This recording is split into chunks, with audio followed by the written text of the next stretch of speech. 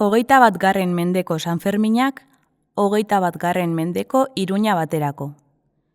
2024ko uztailaren 6an, eguerdiko 12etan, Sanferminak hasteko suziria Udalbaelkoitik ziztu bizian ateratzen denean eta udaletxe plazako zerua zeharkatzen duenean, urteko unerik esperoenaren zai dagoen jendetza erotu baten gainean egingo du hegan. Iruindarrek aukeratutako pertsona batek botako du, eta txistuka igaroko da milaka gazte, gizon eta emakumeren buruen gainetik, urteko unerik esperoenetako batez berdintasunean gozatzeko prest. Aurtengo txupinazoa 40ko eta 50ko hamarkadetako lehen suziri instituzionalen txupinazotik oso bestelakoa izango da. Eta Juanito Etxeparek 30ko hamarkadan Gazteluko plazatik jaurtitako txupinazo espontaneoa baino are desberdinagoa. Txupinazoa aldatu eginda.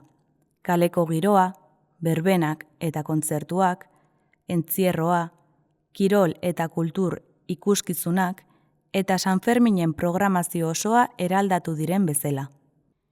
Jaiek eboluzionatu egiten dute, ekintza guztiek eboluzionatzen duten bezala, eta sortzen diren gizartearen isla eta ondorio dira.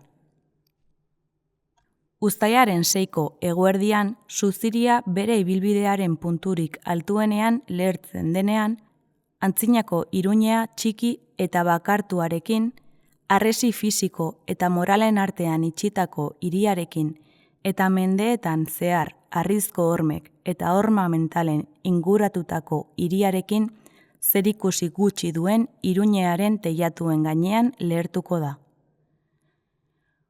21. mendearen lehen laurdena gainditzear, Iruñea berria hiri anitza eta heterogeneoa da.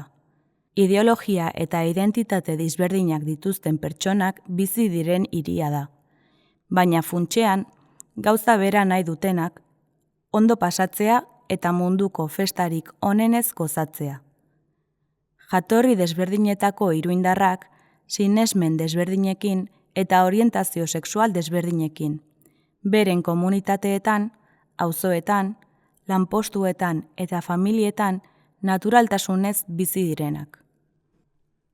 Iruñeak lehen harrizko hormekin egin zuen bezala, are gehiago zabaldu behar ditu horma mentalak. Pertsonen arteko elkarbizitza eta errespetua arriskuan jartzen dutenak.